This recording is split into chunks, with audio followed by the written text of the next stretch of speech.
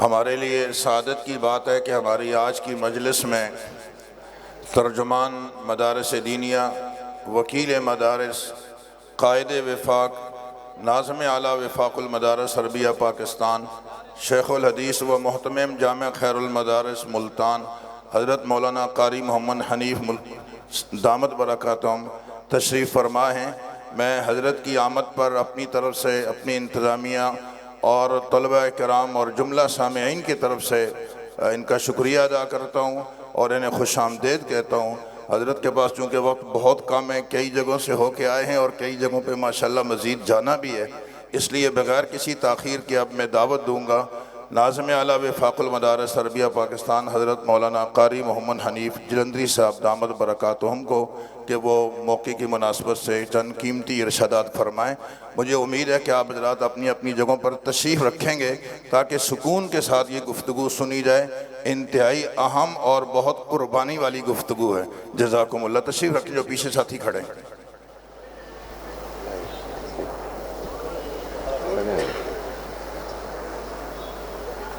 ہم بیٹھ گئے تو پھر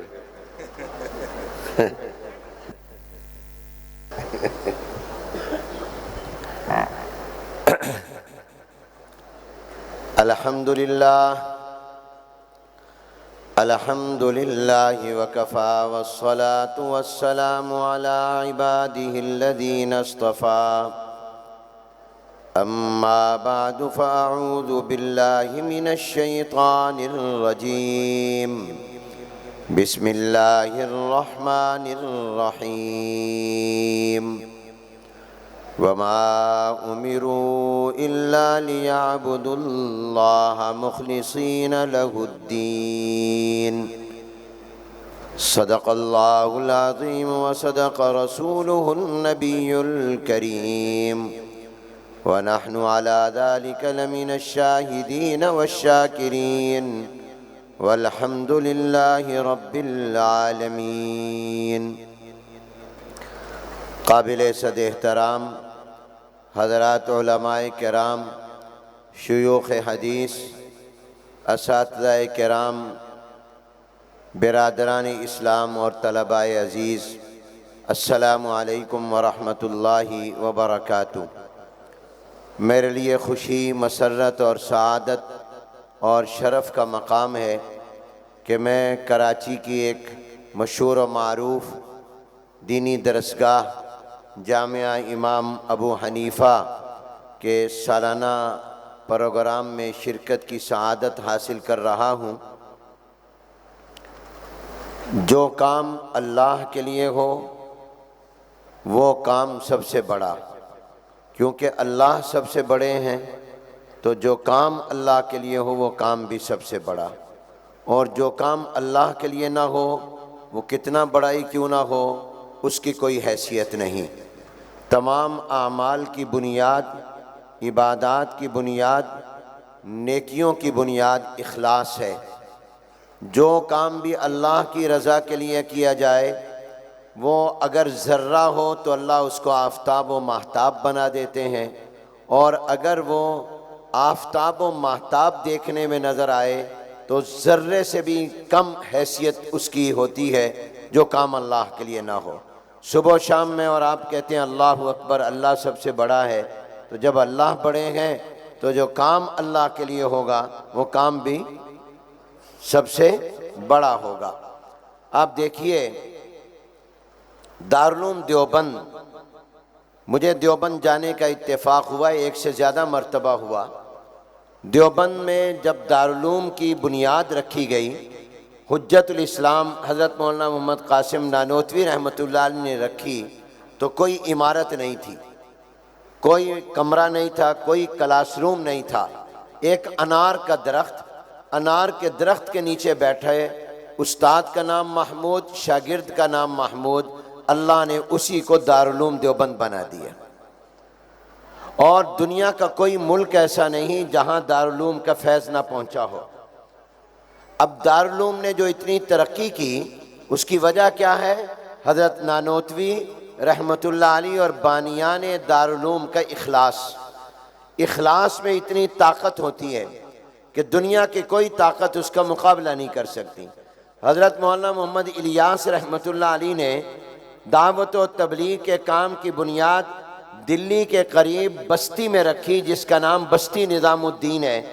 آج تو وہ دہلی شہر کا حصہ بن گئی اور دہلی کی آبادی پھیل گئی، مگر اس زمانے میں یہ گاؤں تھا، یہ بستی تھی۔ لیکن حضرت مولانا الیاس رحمۃ اللہ علیہ، جن کے پاس کوئی ریاست نہیں، کوئی سلطنت نہیں، کوئی حکومت نہیں، کوئی اخبار نہیں، کوئی ٹیلی ویژن نہیں، اور انہوں نے ایک گاؤں میں اور بستی میں اللہ کے دین کی دعوت کا کام شروع کیا، مگر اخلاص میں اتنی طاقت تھی کہ آج دنیا میں کوئی ملک ایسا نہیں جہاں پر مولانا الیاس رحمۃ اللہ علیہ کا یہ درد اور یہ دعوت دین کے لے کر تبلیغی جماعت کے لوگ پہنچے نہ ہوں۔ آپ دنیا میں جہاں چلے جائیں، میں کئی بر اعظموں میں گیا ہوں، اب تک 60 کے قریب ملکوں میں گیا ہوں، مجھے ہر ملک کے اندر، خواہ وہ امریکہ ہے، یورپ ہے، افریقہ ہے، بر صغیر ہے، ہر جگہ پر مولانا الیاس رحمۃ اللہ علیہ کا پیغام اور ان کا درد اور یہ دعوت دین کی پہنچی۔ کس وجہ سے؟ مولانا الیاس رحمۃ اللہ علیہ کے اخلاص کی وجہ سے۔ ہمارے حکیم الامت مجدد الملت والدین حضرت مولانا اشرف علی تھانوی رحمۃ اللہ علیہ نے تھانہ بھون، یہ کوئی اس زمانے میں ضلع نہیں، تحصیل نہیں، بڑا شہر نہیں، چھوٹا سا گاؤں ہے، اور میں تھانہ بھون بھی گیا ہوں، جس جگہ حضرت تھانوی نے بیٹھ کر 1000 سے زیادہ کتابیں لکھی ہیں، اس کمرے کی جگہ جہاں حضرت تھانوی بیٹھتے تھے، اس کمرے کی جگہ قبر کی جگہ سے زیادہ نہیں ہے۔ جتنی جگہ قبر کی ہے نا، اتنا چھوٹا کمرہ ہے، لیکن اللہ نے حضرت تھانوی رحمۃ اللہ علیہ کا فیض کتنا پہنچایا، اور کتنا اللہ پہنچا رہا ہے، یہ کس وجہ سے؟ اخلاص کی وجہ سے۔ کہا جاتا ہے دنیا میں جو مسجدیں آباد ہیں اور مسجدوں کی جو رونق ہے اور بڑھ رہی ہے، اس کی سب سے بڑی وجہ سبب کے درجے میں یا اللہ کی رحمت سے وہ ہے ابراہیم علیہ السلام کا اخلاص۔ ابراہیم علیہ السلام اور اسماعیل علیہ السلام باپ بیٹے نے مستری مزدور بن کر جس طرح جس اخلاص کے ساتھ بیت اللہ کی بنیاد رکھی کہ بننے کے بعد بھی اللہ سے کہہ رہے ہیں ربنا تقبل منا، اللہ اس کو قبول کر لے، کوئی فخر اور تکبر نہیں کر رہے، احسان نہیں جتا رہے، تو آج ابراہیم علیہ السلام کے اخلاص کی برکت ہے کہ پوری دنیا میں مسجدیں آباد ہیں اور ان کی رونقوں میں اضافہ ہو رہا ہے۔ آپ دیکھیے دنیا میں چرچ ہیں، بہت بڑی تعداد میں گرجے ہیں۔ میں امریکہ جب گیا تو میں نے دیکھا امریکہ میں جگہ جگہ چرچ ہے، ایک چرچ یہاں ہے، یہاں دوسرا، یہاں تیسرا، یہاں چوتھا، پانچواں۔ میں نے پوچھا کہ یہ اتنے زیادہ گرجے اور چرچ امریکہ میں کیوں ہیں؟ تو انہوں نے مجھے کہا کہ اصل میں عیسائیوں میں بھی بہت فرقے ہیں اور حد سے زیادہ فرقے ہیں، اور ہر فرقے نے اپنا اپنا چرچ بنایا ہوا ہے، تو اس وجہ سے بہت زیادہ ہیں، لیکن سب کو تالے لگے ہوئے، سب بند پڑے ہیں۔ اور وہاں پر مسجد دیکھو تو مسجد میں ماشاءاللہ رونقیں ہیں۔ میں واشنگٹن میں تھا تو مجھے ساتھی لے گئے اور کہنے لگے میں نے ایک جگہ جمعہ پڑھایا، اور جمعہ میں نے ایک 5 سٹار ہوٹل میں پڑھایا، اس کا بہت بڑا لان تھا۔ میں نے کہا بھی یہ ہوٹل میں کیوں جمعہ ہے؟ انہوں نے کہا کہ اس علاقے میں ہماری جتنی مسجدیں ہیں وہ چھوٹی ہیں، نمازی زیادہ ہیں، تو اس لیے ہم نے 5 سٹار ہوٹل کا بہت بڑا لان ہم جمعے کو لیتے ہیں۔ میں نے جمعہ پڑھایا، جمعے کے بعد انہوں نے کہا کہ ہم آپ کو اب ذرا واشنگٹن کی سیر کراتے ہیں۔ مجھے سیر کرائی تو میں نے کہا بھی عصر کی نماز، انہوں نے کہا 5 منٹ کے فاصلے پر مسجد ہے، ہم نماز پڑھ لیں گے۔ ہم نے نماز پڑھی، پھر سیر کے لیے نکلے، میں نے کہا بھی مغرب کی نماز، انہوں نے کہا جہاں ہم گھوم رہے ہیں تقریباً 3-4 منٹ کے فاصلے پر مسجد اس علاقے میں بھی ہے، وہاں نماز پڑھ لیں گے۔ ہم وہاں چلے گئے۔ اب میں نے کہا کہ بھئی عشاء کی نماز سیر کرتے ہوئے دیر ہو گئی، عشاء کی نماز کہاں پڑھیں گے؟ انہوں نے کہا یہاں سے بھی 5 منٹ کے فاصلے پر مسجد ہے، ہر علاقے میں مسجد۔ اب مجھے جب عشاء کی نماز کے لیے وہ لے کر گئے، میں جب داخل ہوا تو بہت بڑی تعداد مسلمانوں کی۔ میں نے کہا یہ کیا ہے؟ کہا یہ دعوت و تبلیغ کا مرکز ہے، یہ مرکز ہے۔ تو میں نے کہا اچھا، تو کہا حضرت یہاں عشاء کی نماز بڑی جماعتیں تھیں، مختلف یورپ کے ملکوں سے آئیں، تو مجھے کہا کہ بھی یہاں آپ بیان کریں۔ میں نے کہا اچھا یار، ہمارا تو چلا نہیں لگا ہوا، ہمارا تو سال نہیں لگا ہوا، تو ہم سے تبلیغ والے یہاں بیان نہیں کراتے، باہر کے ملکوں میں کرواتے ہیں۔ تو وہاں میرا بیان ہوا، تو میں نے کہا کہ یہ جگہ جگہ کیا ہے؟ انہوں نے کہا کہ الحمدللہ اس واشنگٹن ڈی سی میں آپ جس علاقے میں چلے جائیں گے 10 سے 15 منٹ، کہیں 5 منٹ، کہیں نہ کہیں ڈھونڈنے سے دیکھو آپ کو وہاں مسجد مل جائے گی۔ یہ کیا ہے؟ یہ ابراہیم علیہ السلام کا اخلاص ہے، اور مولانا الیاس کا اخلاص ہے، اور ہمارے اکابرین کے علماء اہل سنت دیوبند کا اخلاص ہے کہ آج یہ دنیا میں اسلام پھیلتا جا رہا ہے، ترقی کرتا جا رہا ہے۔ جتنا اسلام کے خلاف ہیں اتنا اسلام پھیل رہا ہے، اور اسلام کے مراکز مدارس ہیں۔ ہمارے خلاف کتنا پراپیگنڈا ہو رہا ہے، یہ مولوی دہشت گرد، یہ مولوی انتہا پسند، یہ مولوی شدت پسند، یہ مولوی رجت پسند، یہ مولوی فرقہ پرست۔ لیکن اس کے باوجود کہ پراپیگنڈا ہمارے خلاف، مدارس کے خلاف بہت ہو رہا ہے، مدرسے ترقی کر رہے ہیں یا مدرسوں کی ترقی رک رہی ہے؟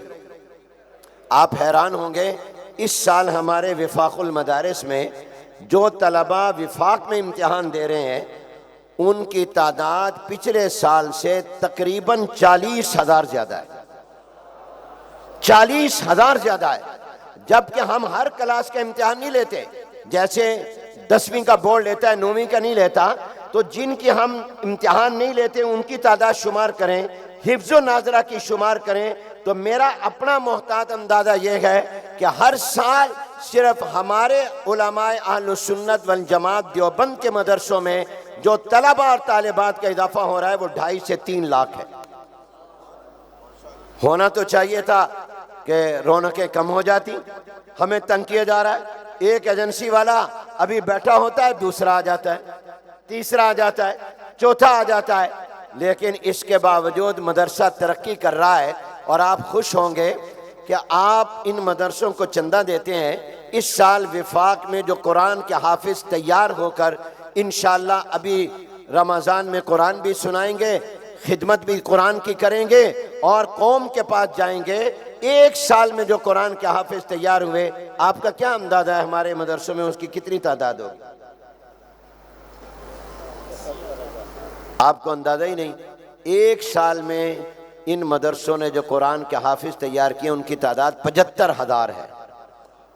جس کو خوشی ہوئی ہے وہ سبحان اللہ کہے، بلند آواز سے کہو سبحان اللہ، اور اونچی آواز سے کہو سبحان اللہ، اور بلند آواز سے کہو۔ کتنے؟ 75,000 قرآن کے حافظ ایک سال میں۔ ان میں 11-12,000 بچیاں ہیں جو حافظہ ہوئی، اور انشاءاللہ ہمیں یقین ہے یہ بچیاں جب ماں بنیں گی، بچوں کو دودھ پلائیں گی تو قرآن پڑھتے ہوئے پلائیں گی، جب قرآن پڑھتے ہوئے دودھ پلائیں گی تو پھر امام ابو حنیفہ تیار ہوگا، ان کے غلام تیار ہوں۔ 75,000، جبکہ پاکستان کو 75,000 تقریباً بنے ہوئے ہو گئے۔ آج تک آپ نے سنا کسی گورنمنٹ اسکول نے ایک قرآن کا حافظ بھی تیار کیا ہو؟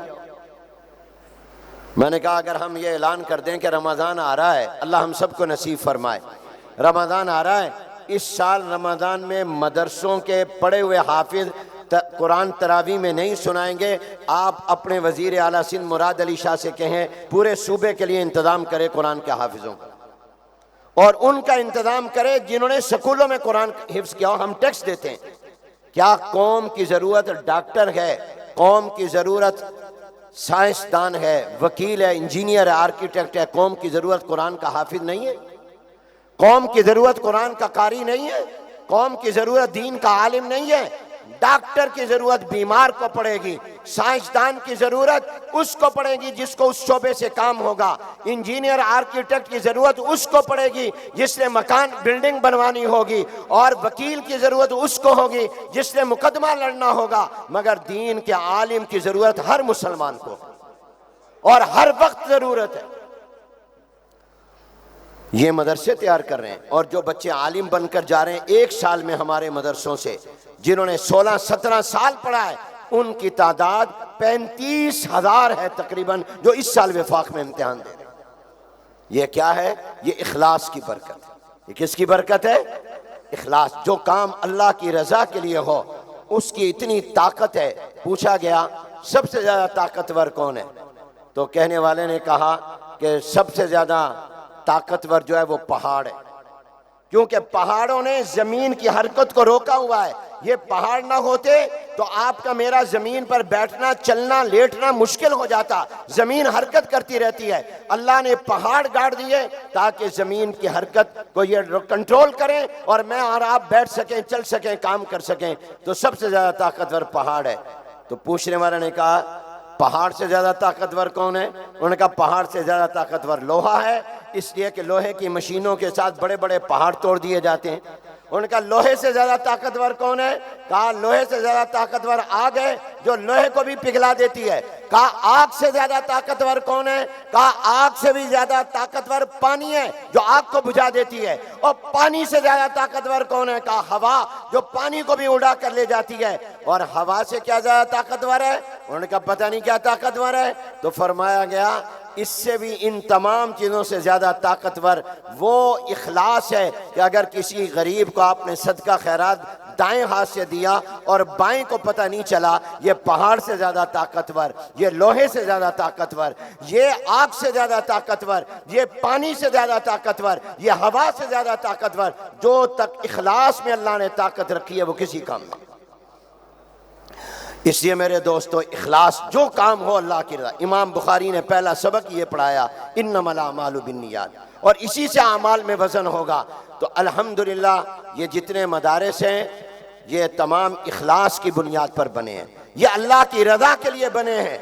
یہ مولانا یوسف صاحب سے ہماری دوستی بہت پرانی ہے، جب یہ جامعہ فاروقیہ میں ہوتے تھے. اور ہماری دوستی کوئی معمولی دوستی نہیں ہے.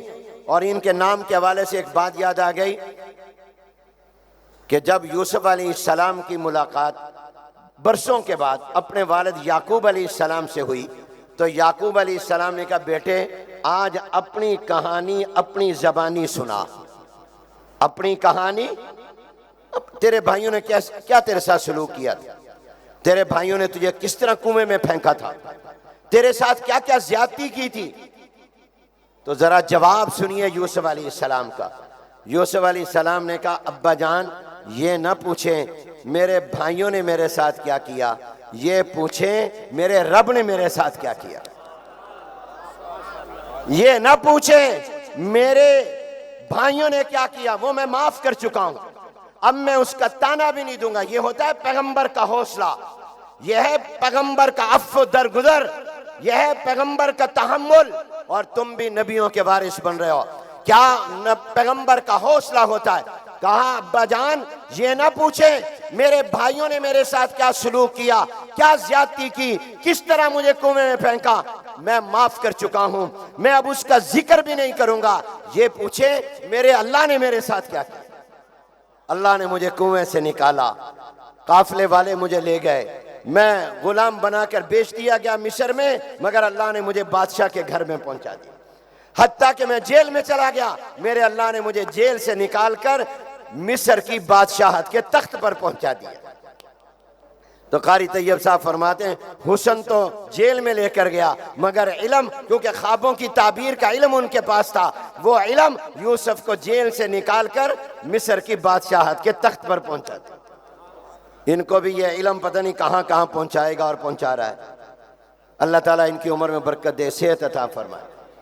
تو میں یہ بات عرض کر رہا تھا کہ یہ اخلاص کی بنیاد پر یہ تمام ادارے ہیں، اور ان مدرسوں کی قدر کرو، ان مدرسوں کو کے لیے دعائیں کرو.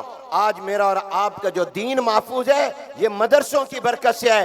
یقین کرو اگر مدرسہ نہ ہوتا تو مجھے اور آپ کو استنجا اور طہارت کا بھی شرعی طریقہ نہ معلوم ہوتا.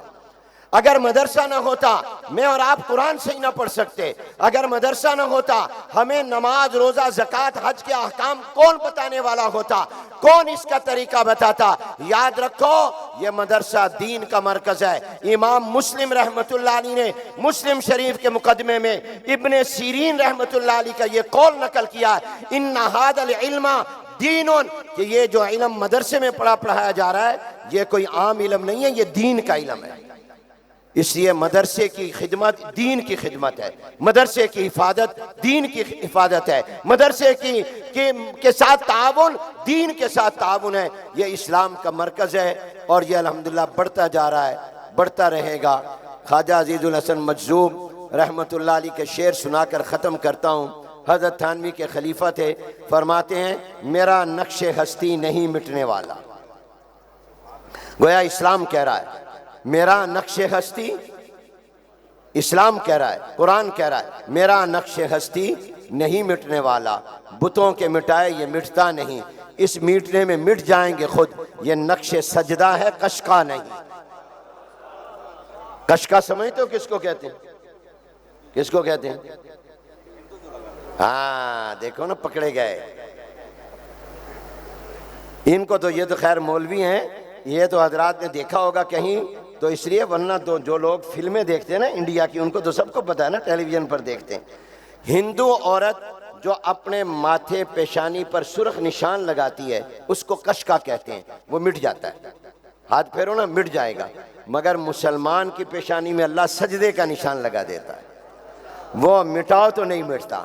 تو یہ قرآن، یہ دین، یہ اللہ کے دین کا اور وحی کا اور شریعت کا علم، یہ کشکا نہیں ہے، یہ نقش سجدہ ہے۔